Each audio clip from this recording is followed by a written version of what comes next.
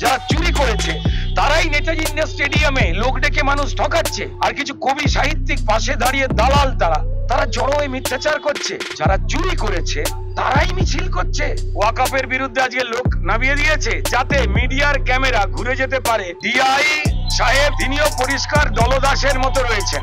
যারা চোর ক্রিমিনাল তাদের ধরেন না, উল্টে এসে যাদের চাকরি তাদের সরকারের মালিকরা চুরি করেছেন, যাদের সর্বনাশ হয়েছে তাদের বুকে এসে লাঠি। দেখুন, ফিরহাদ হাকিম জেনারেলি লুকোনো ক্যামেরার সামনে তো মুখ দেখান, টাকা পয়সা নেন টেন, লুকোনো ক্যামেরা। তাই ফিরহাদ হাকিম মানুষের চোখ বা মিডিয়ার ক্যামেরা, যে মিডিয়ার বিরুদ্ধে আর মানুষের বিরুদ্ধে, ফিরহাদ হাকিমের দুর্নীতিগ্রস্ত সরকার গাঁজা কেস, খুনের মামলা সাংবাদিকদের বিরুদ্ধে দেয়, মানুষের বিরুদ্ধে দেয়।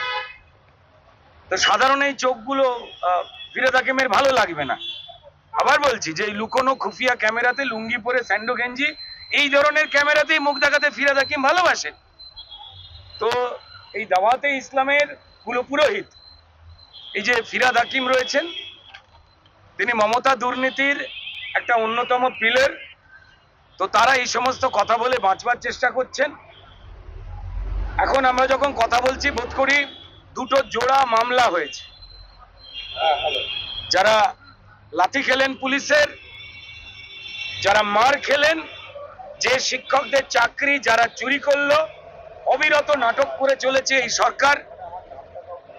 মানুষের মনে একটা বড় প্রশ্ন এসছে যে নেতাজি ইন্ডোরে যখন মমতা বন্দ্যোপাধ্যায় মুখ্যমন্ত্রী সেজে তিনি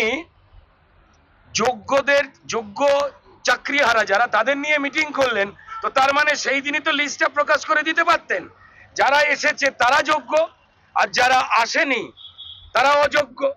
সেই লিস্টটা তিনি প্রকাশ করে দিলেন না। অর্থাৎ তিনি আসলে জানেন কারা অযোগ্য, এবং তাদের এই বীর পুঙ্গব চোর যাদের বিভিন্ন কারণে দুর্ভাগ্যজনকভাবে মানুষের চাল ডাল চাকরি চুরি করে যারা তস্করি করে, তারাই উস্কানি দিয়ে ওয়াকফের বিরুদ্ধে আজকে লোক নামিয়ে দিয়েছে যাতে মিডিয়ার ক্যামেরা ঘুরে যেতে পারে। এই ওয়াকফের নিয়ে যারা না বুঝে যাদেরকে রাস্তায় নেমিয়ে যাদের কাঁধে রেখে বন্দুক চালাচ্ছে। কসবা পুলিশ যেরকম একদিকে সুমোটো করেছে, তার সঙ্গে ডিআই অফিসে বললেন যে আমরা একেবারে এদের সঙ্গে রয়েছি সরকার। আরে তারপর আবার মামলা। দেখুন, ডিআই সাহেব যিনি রয়েছেন তিনিও পরিষ্কার দলদাসের মতো রয়েছেন।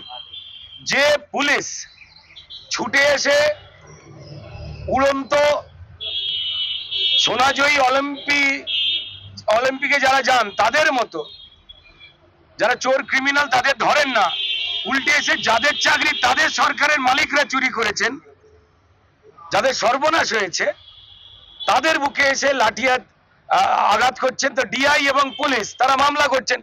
আর মুখ্য সচিব, আমি জানি না মুখ্য সচিব মানে এতটা এই নির্মমতার সঙ্গে মিশে গিয়ে তার কিসের দরকার রয়েছে।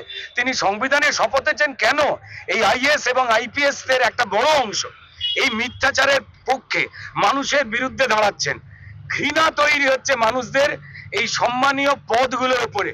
আমি মাননীয় মুখ্য সচিবকে অনুরোধ করব, দয়া করে এই প্রবণতা থেকে সরে এসে তৃণমূলের মিথ্যেবাদী নেতা মন্ত্রীদের মতো এই কদর্য মিথ্যাচারকে প্রশ্রয় দেওয়া এবং মানুষকে ভুল বোঝানো বন্ধ করুন। এর বাইরে কিছু বলার নেই। এই আন্দোলনে মানুষের সঙ্গে এই যোগ্য শিক্ষককে লাথি খেতে হলে পশ্চিমবঙ্গে তাদের সঙ্গে দল মত ধর্ম পেশা নির্বিশেষে সমস্ত মানুষ আছে। যারা চুরি করেছে তারাই মিছিল করছে, যারা চুরি করেছে তারাই নেতাজি ইন্ডিয়া স্টেডিয়ামে লোক ডেকে মানুষ ঠকাচ্ছে, আর কিছু কবি সাহিত্যিক পাশে দাঁড়িয়ে দালাল তারা জড়ো হয়ে মিথ্যাচার করছে। এর বদলা মানুষই নেবেন। চোখের জলের অভিশাপ পেতেই হবে মমতা বন্দ্যোপাধ্যায় এবং তার ক্রিমিনাল সাথীদের। আমাদের ভিডিও ভালো লাগলে লাইক এবং শেয়ার করুন। কমেন্ট সেকশনে গিয়ে জানান আপনাদের মতামত। আরও ভিডিও পেতে আমাদের চ্যানেল সাবস্ক্রাইব করুন এবং প্রতি মুহূর্তে খবরের আপডেট পেতে প্রেস করুন বেল আইকন।